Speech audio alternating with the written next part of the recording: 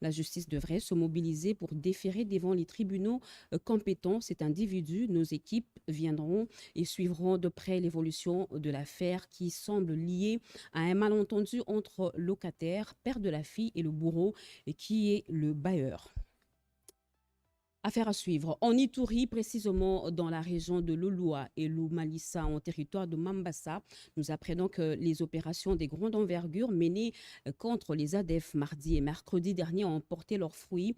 Les FARDC ont libéré au total 17 civils pris en otage par ces terroristes depuis 4 mois. Ces désormais ex-otages ont été amenés à Komanda à bord des véhicules de l'armée, de quoi réjouir la Convention pour le respect des droits de l'homme, une organisation de défense des droits de l'homme active dans la région. Regardez.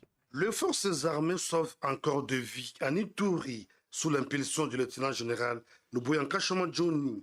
Elles ont libéré 17 civils, dont 3 mineurs et 5 femmes, des mains des ADF dans la région de Loloa et Lumalissa, en territoire de Mambasa. Une libération obtenue grâce aux opérations musclées menées contre ces terroristes ADF la nuit du mardi 16 au mercredi 17 août 2022. Conduit à Komanda, en territoire d'Irumu, à bord d'une jeep militaire, ces ex-otages remercient les forces loyalistes pour leur bravoure. Nous remercions les FARDC de nous avoir libérés. Maintenant, nous sommes à Komanda. En brousse, les rebelles nous obligeaient à cultiver les champs pour eux. Satisfait des opérations menées par le FRDC, Christophe Mounianderou, coordonnateur de la Convention pour le respect des droits humains, CRDH, Irumu, encourage l'armée à poursuivre la traque de ces terroristes pour les anéantir définitivement. Nous avons toujours dit à la population civile de ne pas se rallier à ces ADF. L'ennemi restera toujours ennemi éternel parce qu'aujourd'hui on peut les faciliter pour conquérir certaines terres congolaises, mais j'espère très bien qu'ils sont traîtres éternels, c'est-à-dire qu'une fois ces rebelles ne seront pas à mesure de récupérer nos terres parce que nous aussi nous ne céderons jamais. Ces civils ont été pris en otage dans la région de Haute-Maber et Kandoï, en territoire d'Irumu, il y a 4 mois. La Banque africaine de développement, son portefeuille et les besoins primaires des populations congolaises, la conciliation est inéluctable. Le ministre des Finances, Nicolas Kazadi, en a discuté de ces arcanes avec la vice-présidente de l'institution panafricaine. Un commentaire de Edith Chala. En marge du sommet de la SADC qui a eu lieu à Kinshasa, le ministre des Finances, Nicolas Kazadi, a eu une séance de travail avec Swazi Tchabalala, vice-présidente principale de la Banque africaine de développement, BAD. Cet échange s'est de prime abord focalisé sur la situation du portefeuille de la Banque africaine de développement, qui comprend 26 projets financés par un total de 40 instruments de financement, pour un montant d'1,572 milliard de dollars américains. Il faut que les entrepreneurs qui vont créer des industries puissent avoir accès au financement. Et un aspect corollaire à cela, c'est surtout et en particulier l'autonomisation des femmes et les aider à pouvoir avoir accès facilement au financement, pas simplement aux femmes, mais également aux jeunes. Et aussi, et en particulier, le développement de l'industrie implique le secteur privé. Et tout cela exige un accès au financement. Sur ce portefeuille de la Banque africaine de développement particulièrement, le ministre des Finances, Nicolas Kazadi, pense qu'on doit le rendre plus performant au regard de l'immensité de besoins de la République démocratique du Congo, en vue de répondre aux multiples défis comme les infrastructures, l'énergie et l'éducation. Dans la même veine, la République démocratique du Congo sollicite de la BAD l'urgence d'accélérer la finalisation de son futur DSP afin de lui permettre de bénéficier de ressources plus conséquentes. En même temps, Nicolas Kazadi a beaucoup insisté sur les partenariats publics-privés pour accélérer le développement, ainsi rattraper le retard. Bientôt, la mise en œuvre de 9 programmes sur la coopération sino-africaine du plan triennal de la vision 2035 dont les volets santé et réduction de la pauvreté seront effectifs. Le ministre de l'Industrie, Julien Paluku, a participé à la réunion des coordonnateurs présidée par le ministre chinois des Affaires étrangères, Emmanuela Commissaire. Commentaire. C'est une certitude, les actions de suivi de la 8e conférence ministérielle du Forum sur la coopération sino-africaine tenue tenues en novembre 2021 à Dakar, au Sénégal, seront bel et bien mises en œuvre. La réunion de coordonnateurs présidée par le ministre chinois des Affaires étrangères tenue par Vision Conférence confirme la réalisation de ce projet. Le ministre de l'Industrie, Julien Paluku Kaongia, qui a porté la voix de la République démocratique du Congo et a plaidé pour le raffermissement d'un nouveau partenariat sino-congolais gagnant-gagnant focalisé sur de nouvelles perspectives mutuellement avantageuses et inspirées de valeurs de paix, de sécurité universelle, de prospérité commune, des principes d'égalité et du respect mutuel. Après 50 ans d'excellentes relations de coopération bilatérale, la République populaire de Chine s'affirme de plus en plus comme un partenaire privilégié,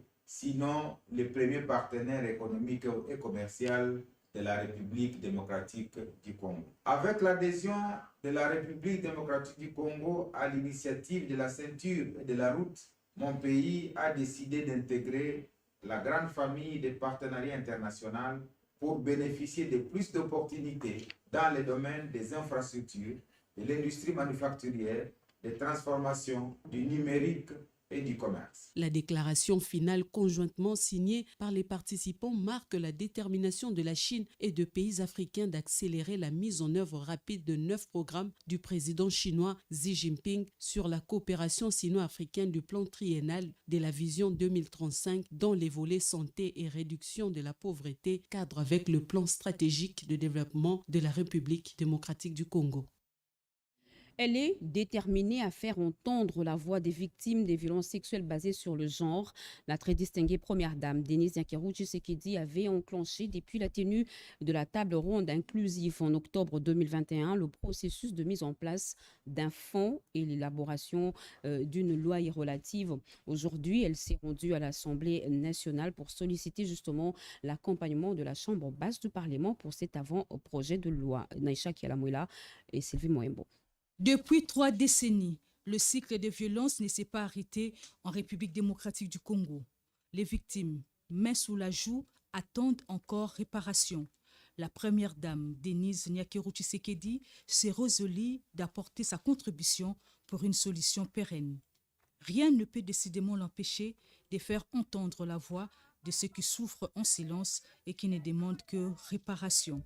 Ce vendredi 19 août, Denise Nyakeru Tshisekedi a gravi les marches du Parlement de la République pour un échange avec le président de l'Assemblée nationale, Christophe Mbosoko-Diapwanga, autour de l'avant-projet de loi portant réparation des victimes de violences sexuelles basées sur le genre. Les victimes attendent avec impatience le fonds de réparation pour qu'elles puissent enfin tourner la page de ce triste épisode de leur vie. La distinguée première dame de la République démocratique du Congo a clairement souligné au speaker de la Chambre basse du Parlement la nécessité de cette loi auprès du législateur. Elle sollicite l'accompagnement pour la matérialisation de ce projet. Denise Nyakeru Tshisekedi et les comités ad hoc ont expliqué au speaker de la Chambre basse du Parlement l'idée, le cheminement et les perspectives du gouvernement jusqu'à l'étape actuelle du projet de loi. La rentrée de la session de septembre, bien que budgétaire, pourrait bien se pencher sur ces mécanismes juridiques en chantier. L'urgence s'impose et les soucis de la première dame de la République démocratique du Congo est partagé par les parlementaires, a rassuré le président de l'Assemblée nationale à la First Lady. La championne des Nations Unies dans la lutte contre les violences sexuelles s'est tout de même, pour une première visite au Parlement, offerte un cours d'histoire à travers le portrait d'anciens présidents.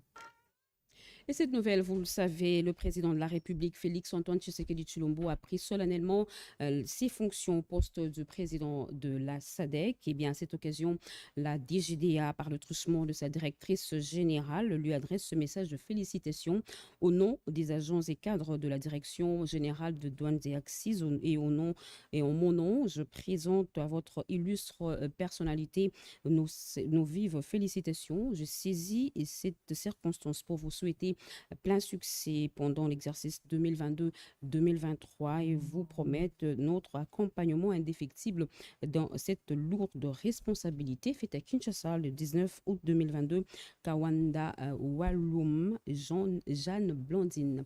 Et en nouvelle, bientôt un nouveau centre de médecine mixte et d'anémie SS Mabanga va sortir de terre à Yolo dans la commune de Kalamo. Les modalités techniques y afférentes ont été trouvées entre le ministre de la Recherche scientifique et la fondation Denis Nyakeru Tshisekedi. Le ministre José Mpanda, à la tête d'une forte délégation, a visité les sites proposés pour la délocalisation de ce centre Mabanga en attendant la reconstruction. Marie Kalonga. Centre de médecine mixte et d'anémie SS Mabanga de Yolo sera bientôt délocalisé en attendant sa reconstruction. Le ministre des Recherches scientifiques et innovations technologiques, Maître José Mpanda Kabangu, était à la tête d'une forte délégation constituée des membres de la Fondation Denis Nyakeru Tshisekedi et du directeur général de l'IRSS à l'hôpital de Mabanga. Question de discuter sur les modalités techniques de construction d'un nouveau centre. Selon l'architecte, le projet a été reformulé. Le CEMAS sera démoli totalement en vue de placer la fondation solide d'un bâtiment de 2 niveaux. Le ministre Mpanda et toute la délégation ont procédé à la visite de quelques sites choisis pour la délocalisation de ce centre. Il s'agit d'un des locaux du CRGM sur l'avenue des Huileries et d'un immeuble du CNT à Batetela. Il s'agissait de faire le point sur les études où nous en sommes actuellement et identifier parmi les problèmes qu'il faut absolument résoudre comme préalable. Il faut déplacer le centre de là où il se trouve, donc il fallait identifier un lieu. Il restera maintenant question d'essayer de faire rapidement des études en un espace de 48 heures, très rapidement, pour essayer de voir quel est le meilleur endroit en termes d'accessibilité, en termes aussi de disponibilité d'espace d'accueil. C'est dans l'objectif de reconstruire les centres de médecine mixte et d'anémie SS que nous avons visité les 2 sites pour voir où est-ce que nous pouvons déplacer les malades.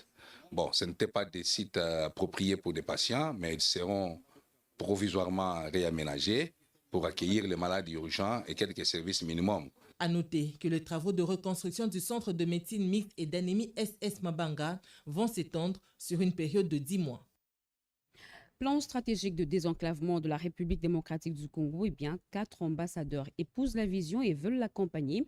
C'est dans cette logique que le ministre des Transports et Voies de Communication, Chérubin Okende, a remis à chacun une copie de ce document moteur. L'objectif est de booster le secteur de transport en RDC. Suzy Ngoyi Chiboui et Myriam Madika. Ces 4 diplomates congolais nommés par le chef de l'État tiennent à s'approprier le plan stratégique de désenclavement mis en place par le ministre de Transport, Voies des Communications et Désenclavement, Chérubin Okende Senga. Au cours de leur mandat, ces ambassadeurs qui représentent la RDC aux États-Unis, en Afrique du Sud, en Russie et en Zambie, comptent entreprendre des initiatives avec les investisseurs des pays où ils exercent conformément aux orientations du président de la République, Félix-Antoine Tshisekedi. À chacun d'eux, le ministre Chérubin Okende Senga a remis une copie de ce document moteur. Nous avons l'ambition d'aller loin et en ménageant notre monture, nous pensons également à nos diplomates que vous êtes. Avec le président de la République, nous partageons l'idée d'une diplomatie de développement. Cela veut dire, partout où vous êtes, si nous vous donnons le matériau pour plaider en faveur de la République démocratique du Congo, vous saurez faire œuvre utile. Ces diplomates congolais ont promis d'en faire œuvre utile. Ça va nous aider nous allons approfondir, nous allons apprécier et pour voir en quelle mesure mettre cela à contribution par rapport aux fonctions que nous exerçons dans nos différentes missions diplomatiques afin que les partenaires désirés de venir dans notre pays, investir dans le secteur des transports, puissent s'imprégner des réalités qu'il y a avant d'arriver dans notre pays. Cette séance de travail a connu également la participation du vice-ministre des Transports, des directeurs généraux de l'autorité de l'aviation civile et de la régie de voies aériennes. 3 journalistes congolais ont remporté le prix Média Femmes, Paix et Sécurité. Ils se sont distingués dans les différentes productions médiatiques. Le ministre a procédé à la remise officielle du prix. La cérémonie a eu lieu ce jeudi 18 août 2022 à l'hôtel Roméo Golf. Regardez. Médias, femmes, paix et sécurité est le thème sur lequel il a fallu réaliser un reportage pour participer au concours organisé par les cadres permanents des concertations de la femme congolaise, CAFCO et Global Network of Women, Space Breeder, JNWP.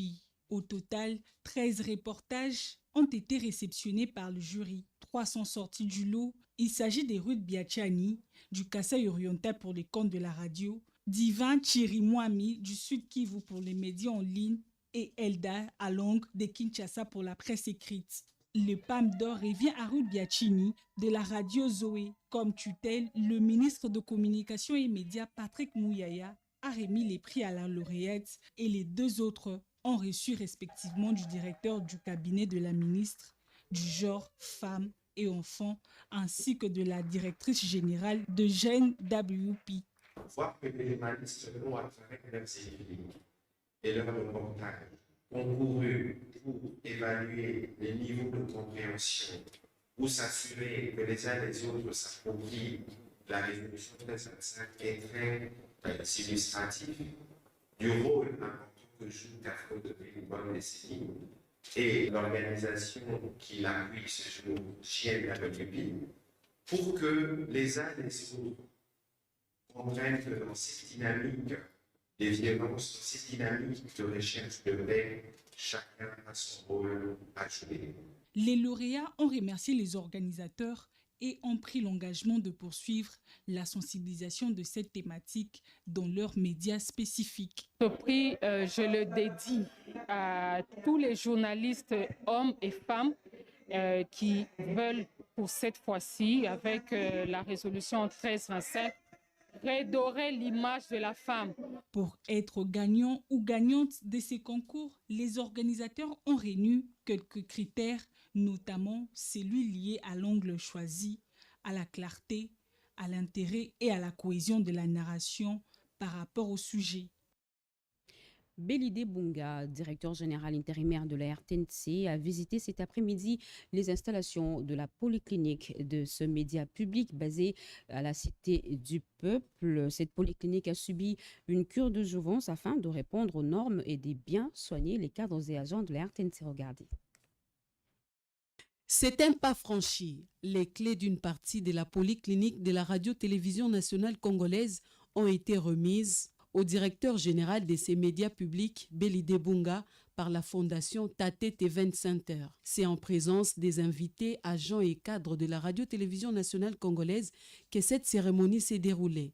Ces travaux réalisés par la fondation Tate Event Center ont consisté en l'équipement des salles existantes pour améliorer la qualité de soins. Cette action sociale remet dans les normes sanitaires le bloc opératoire, la salle de réveil, la pharmacie, également la salle de réception, afin d'accueillir les personnels de la RTNC dans un environnement propre. Voilà, on a choisi la polyclinique de la RTNC parce que d'abord, on était venu voir le directeur Belinde comme association de la diaspora. Et pendant qu'on y était, on s'était présenté comme étant une fondation médicale d'abord. Et de là, il nous a glissé directement en disant qu'il y avait également une polyclinique à la RTNC. Et on a compris parce qu'il a un projet de création carrément d'une polyclinique. Et ce qui a fait que quand nous sommes venus visiter, évidemment, nous avons été choqués, je m'excuse, de voir dans quelles conditions les gens y étaient. Et ça, ils ne vous l'ont pas dit, mais à la polyclinique de la RTNC soignent quasiment tous les agents. Nous avons demandé à faire ça et nous avons réhabilité ça de nos propres fonds. Le directeur général intérimaire de la RTNC a par cette occasion remercié la fondation Tatete et a appelé tous les personnels médicaux de cette polyclinique au respect de règles d'hygiène et au maintien du bâtiment à l'état. Et cette générosité qu'ils ont manifestée à l'égard de la RTNC, c'est un signe d'amour et un signe de beaucoup d'amour. Et ce que je viens de voir est extraordinaire. Et ça me contraint, moi, de faire le reste. Parce que je ne peux pas comprendre, je ne peux pas admettre que j'ai des images, 2 images dans ma polyclinique. le jour et la nuit. Non. Nous voyons le jour ici, et l'autre côté, c'est la nuit, non? Il faudra que le jour soit partout. Donc, je m'oblige à continuer le reste pour que la polyclinique ait la même image. Il a par ailleurs promis de mettre tous les moyens possibles pour poursuivre les restes des travaux afin que tout soit mis au point. Et des mouvements des engins lourds sur les abords du fleuve Congo à Kinkole dominent les quotidiens des habitants alentours. Ce sont les travaux du débarcadère qui ont pris une vitesse de croisière. Le ministre de la Pêche, Adrien Bokele, était sur place pour apprécier l'évolution. Edith Chala nous en dit plus. Collé dans la commune de Lansele, où la population de ce coin de la capitale assiste à la matérialisation de la promesse du chef de l'État Félix-Antoine Tshisekedi, celle de construire un port de pêche moderne dans cette partie de la capitale. Le ministre de Pêche et Élevage, Adrien Bokele-Djema, qui pilote cet important projet, a fait une descente sur les sites pour s'enquérir de l'évolution des travaux. Globalement, les travaux évoluent positivement, comme nous l'indique l'ingénieur chargé d'exécuter les travaux. Dans les travaux du quai, les moellons, la compaction, le béton à propreté, la fondation, tout déjà achevé. En total, 86% du mur est déjà terminé. Un motif de fierté pour le président des associations des pêcheurs qui félicite le président de la République et demande au gouvernement de mettre tous les moyens nécessaires afin que les pêcheurs congolais travaillent dans les conditions les meilleures. De son côté, le ministre Adrien Bokele a rassuré la population de la ferme volonté du gouvernement de mettre tout en œuvre pour achever les travaux. Nous sommes partis d'une promesse. C'était la promesse du chef de l'État aux pêcheurs. Beaucoup ne l'ont pas cru. Le débarcadère est en train de voir le jour. Les ingénieurs ont précisé que la construction du quai a déjà atteint 95% et la construction du canal 35%, le remblai à 60%. Bref, dans les 10 prochains mois, les Congolais, particulièrement les pêcheurs, auront le plaisir de travailler dans les conditions requises dans un débarcadère intégré. Et cette nouvelle, nous venons de l'apprendre au début de la publication des résultats de l'examen d'État édition 2021-2022. Les lauréats de cette épreuve nationale qui sanctionne la fin du cycle secondaire ont commencé à festoyer, comme c'est dans le cas de quelques provinces éducationnelles. Nous y reviendrons avec force et détails dans nos prochaines éditions. Signature de 6 conventions entre le Bureau central de coordination et les agences d'exécution pour la mise en œuvre du programme de développement de 145 territoires. Et cela va concrétiser la vision du chef de l'État, Félix-Antoine Tshisekedi Tshilombo, d'un Congo fort, debout et prospère. Images et commentaires. Officiel, 6 conventions viennent d'être signées ce vendredi 19 août entre le Bureau central de coordination BCECO et les agences locales d'exécution pour la mise en œuvre du programme de développement local des 145 territoires. Il s'agit de Académir pour la province du Haut-Katanga, ACD pour le Kasaï central, ACODEV pour la Lomami, DECO pour les Hauts-Lomami, ADECIB pour le Kasaï central et ADIR pour le Kasaï oriental. Avec ces signatures de convention, le PDL 145T n'est plus un rêve, mais est devenu une réalité, a déclaré le directeur général du BCECO, Jean-Mabi Moulumba. À travers la signature de contrats avec 41 ALE, qui sont des agences locales d'exécution, pour la construction de 313 infrastructures, qui sont composées de 189 écoles et 124 centres de santé. Après la signature de ces conventions, les représentants de ces 6 agences préqualifiées qui auront la charge de construire et réhabiliter des écoles et des centres de santé ont exprimé leur satisfaction et se disent déjà être mobilisés pour leur déploiement sur le terrain. Par rapport à la signature de la convention d'aujourd'hui, en tout cas, nous sommes très flattés. Les rêves deviennent réalité. Ça fera tout de suite après avoir encaissé, après avoir déposé l'argent sur les comptes par le BCECO. Nous déployons tout de suite. Du reste, il faut indiquer que le BCECO poursuit le travail de négociation et signature de conventions avec d'autres agences locales d'exécution préqualifiées pour l'exécution du PDL 145T. En justice, la ministre d'État Rose Mutombo s'est imprégnée du litige qui oppose l'entreprise CVM et M. Pele Mongo. C'était avant de s'entretenir avec une délégation de l'ONG américaine sur les violences sexuelles. Oscar Balkaïch nous en dit plus.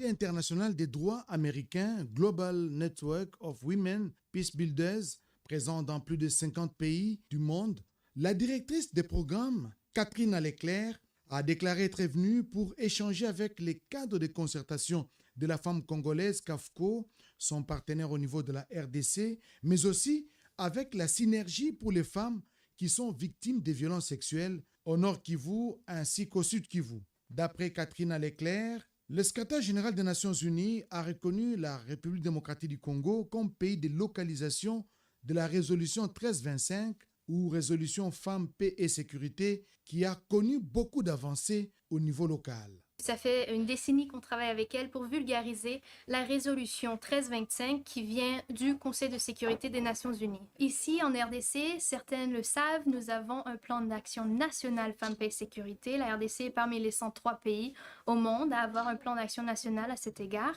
D'autre part, l'intersyndicale de la Congolaise des voies maritimes, conduite par son président Aimé Poitimbumba, a fait part à la ministre d'État, ministre de la Justice et garde des Sceaux, Rose Mutombo Kiese, du conflit judiciaire qui l'oppose à Mboyo Ilombe, connu sous le sobriquet de Pelé Mongo. Selon le président de la délégation syndicale de la CVM, Pelé Mongo a traîné cette entreprise de l'État en justice par le fait qu'il a estimé que la CVM a libéré un navire turc qui lui devait de l'argent. Nous sommes venus dénoncer parce que nous estimons que les intérêts de la République doivent être préservés. Il n'est pas question qu'aujourd'hui, un Congolais puisse narguer l'État. Ce dossier se trouve en instruction au niveau de l'appareil judiciaire pour trancher ces différends.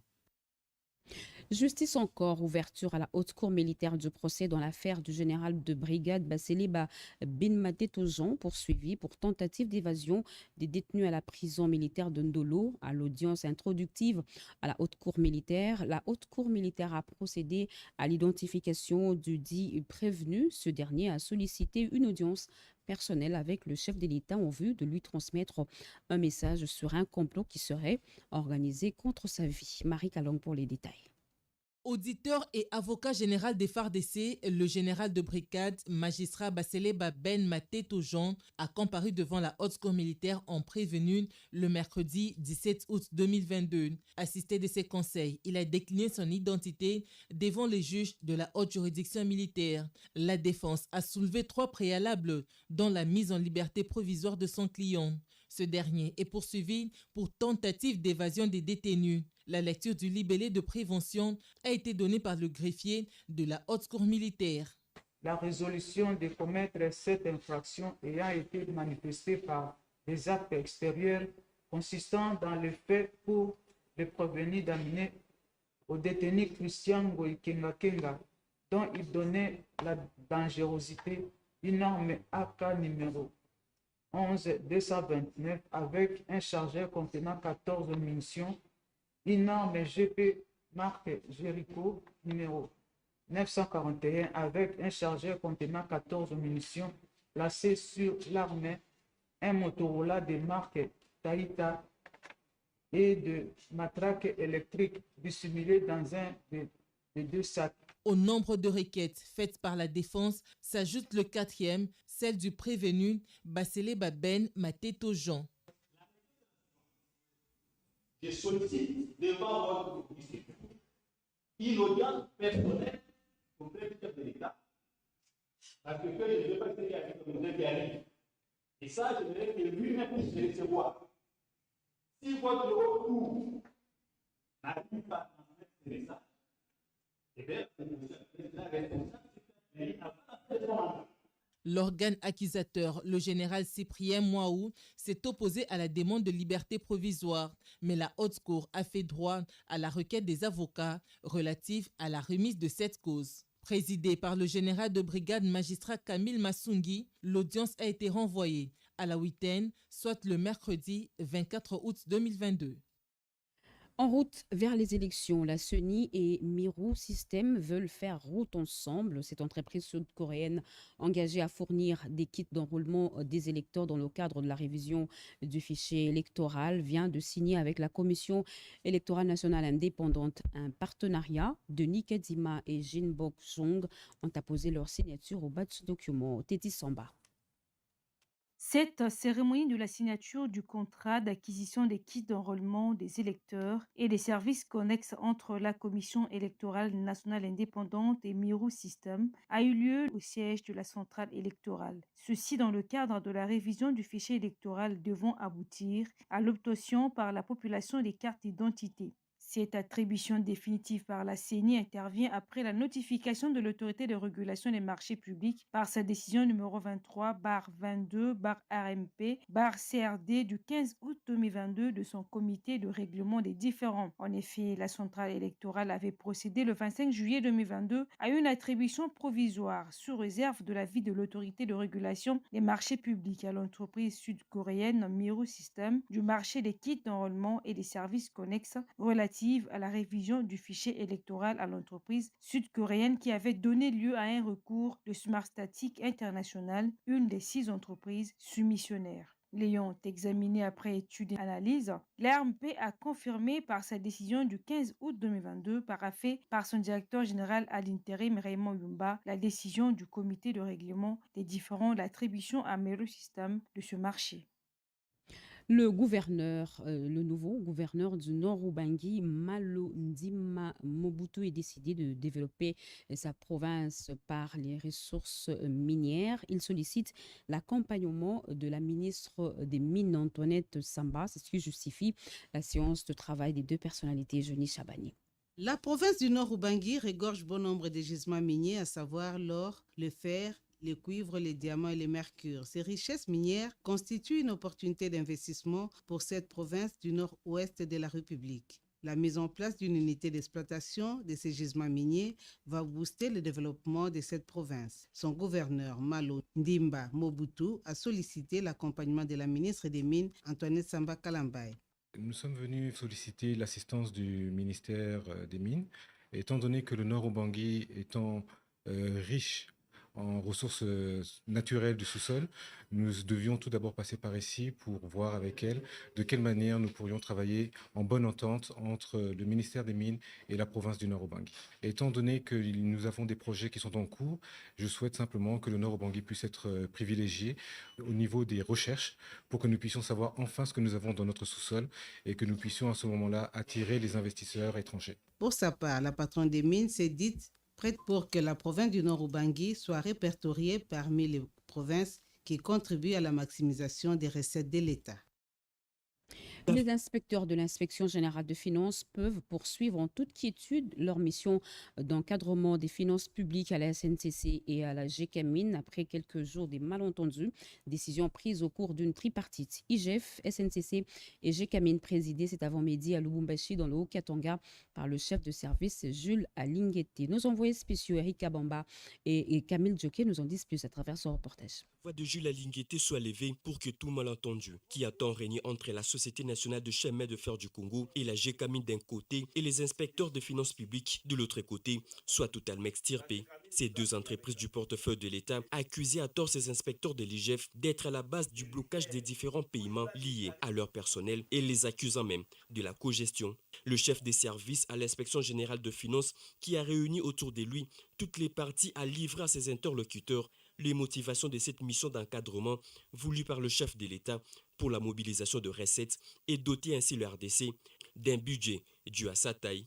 En bon médiateur, au cours de ces tripartites, Jules Alinguete n'a pas hésité de rappeler la mégestion et la situation catastrophique qui ont caractérisé ces deux entreprises de l'État, constat du dernier rapport qui sera même bientôt dévoilé.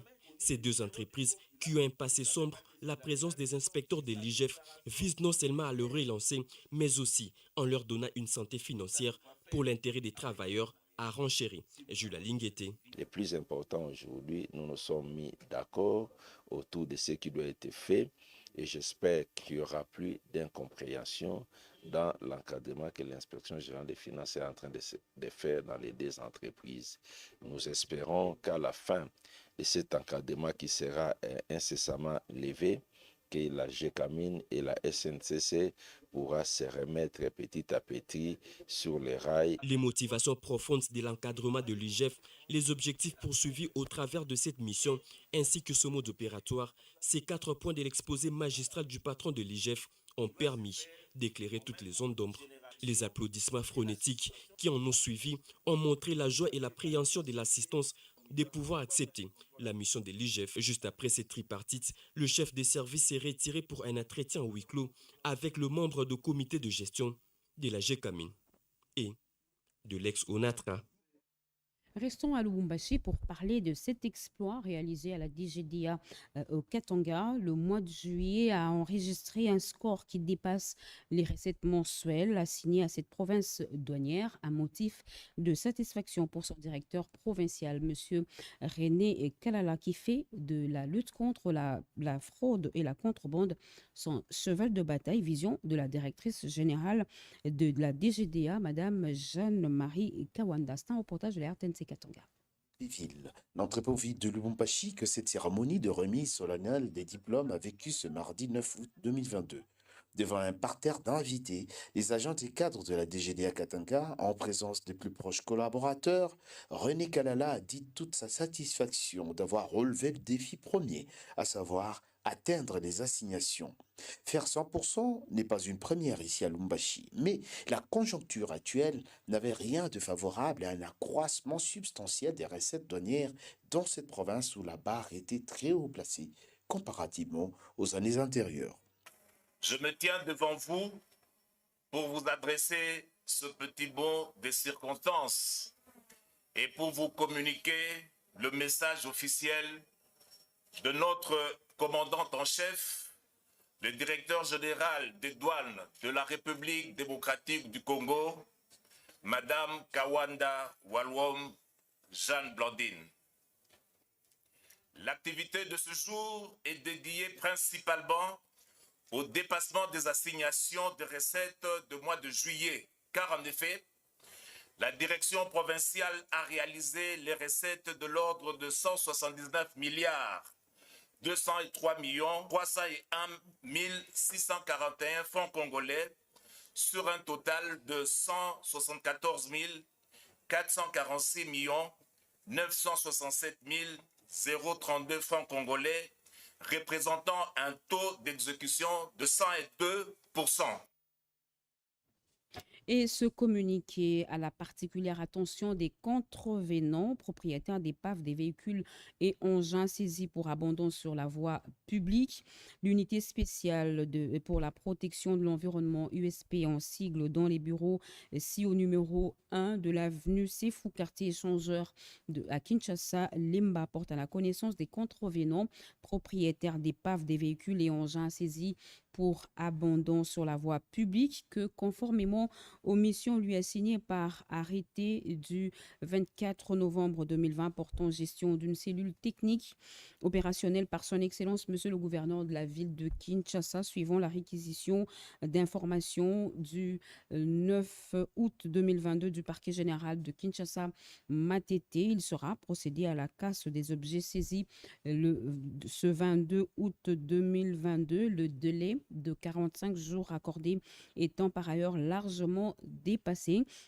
Des contrevenants qui voudraient bien s'acquitter des amendes dues sont invités à s'exécuter au plus tard le 20 août 2022 à 16h juste. Le présent communiqué tient lieu de faire part. Fait à Kinshasa le 18 août 2022, Ngongo et Kiyonge Benoît, c'est des pôles juridiques Bongwen Sambigeri, chef d'unité d'administration, finance et logistique. En image, un contrat vient d'être signé cet après-midi entre la SNEL SA et l'entreprise AUFES. Ce contrat va permettre à l'installation de 300 000 compteurs intelligents sur toute l'étendue de la ville-province Kinshasa qui constitue la phase pilote. Le directeur général de la SNEL SA, Jean Bosco Kayombo, et la directrice générale de AUFES, Madame Judith Ungeyi, ont procédé à la signature de ce document et ce dans le cadre du projet de mise en conformité du réseau de distribution de Kinshasa. Yvette Makuntema, Fiston Mavingana et Edith Chala.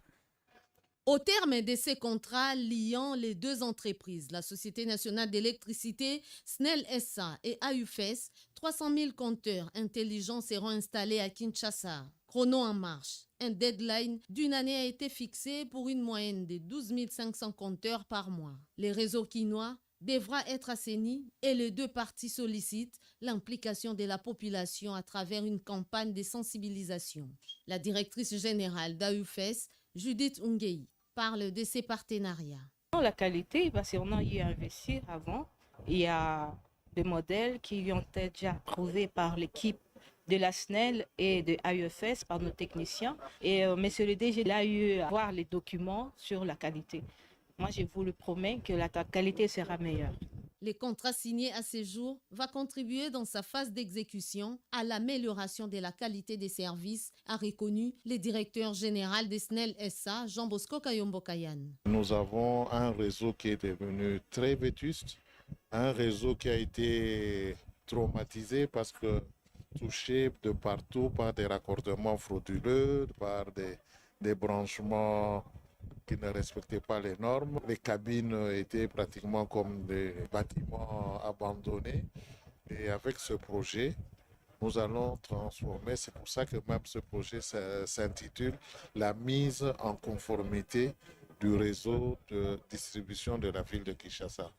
Donc nous allons mettre le réseau dans les normes qu'il faut. Ce réseau deviendra fiable. Kinshasa, aujourd'hui site pilote, cette expérience va s'étendre dans d'autres provinces de la République démocratique du Congo.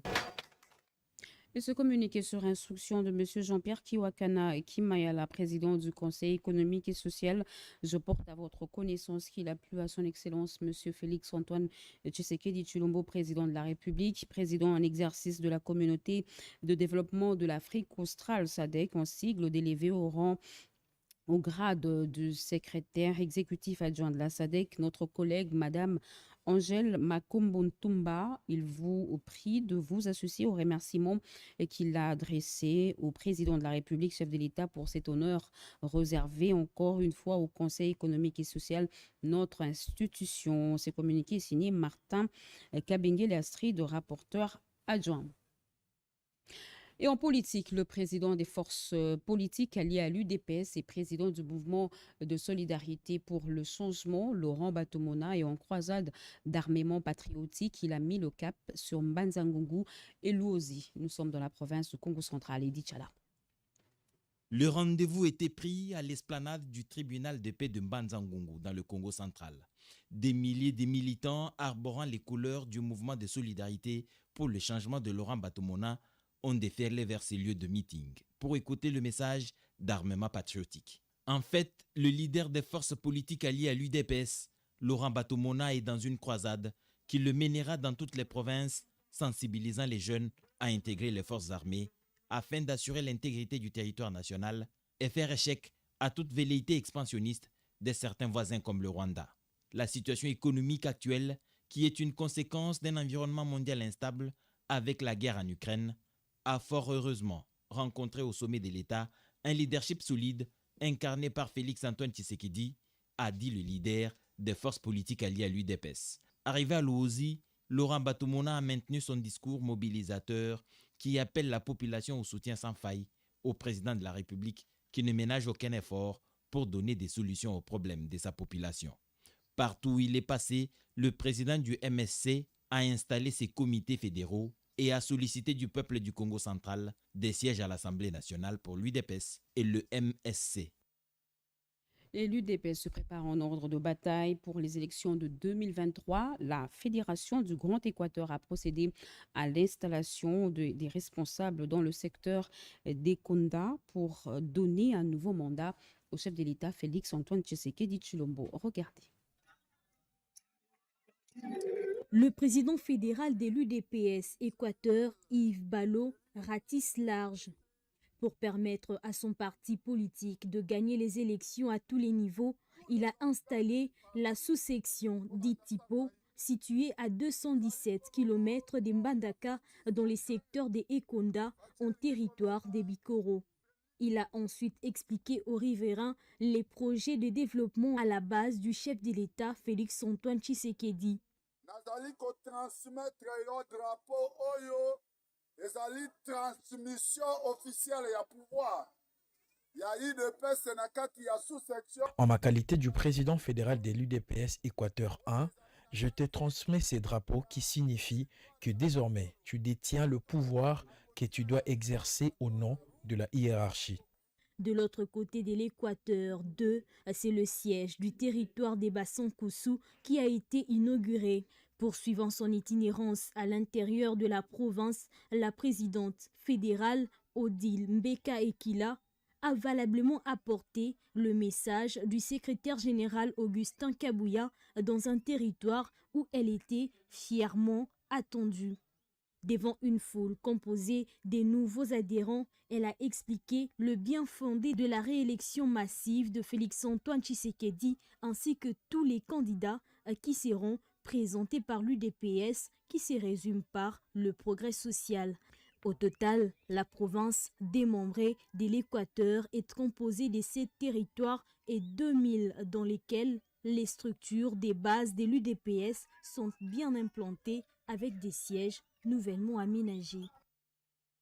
Finir ce communiqué officiel de l'état-major de la force aérienne qui invite tous les ayants droit des militaires décédés de la force aérienne, à savoir veuves, orphelins et responsables ne disposant pas de dossier complet de rente de survie, de bien vouloir se présenter au département d'administration à l'état-major général, à l'état-major de la force aérienne situé à l'aéroport de Ndolo dans la commune de Barumbu ce 23 août 2022 à partir de 8 heures pour la constitution de ces dossiers munis de leurs pièces d'identité, attestation de composition familiale et procès verbal du Conseil des familles pour les liquidataires. Dépassé ce délai, les retardataires ne s'en prendront qu'à eux-mêmes. Ce communiqué est signé chef d'état-major de la force aérienne, Diasuka Diakiyana Maurice, général-major. Voilà.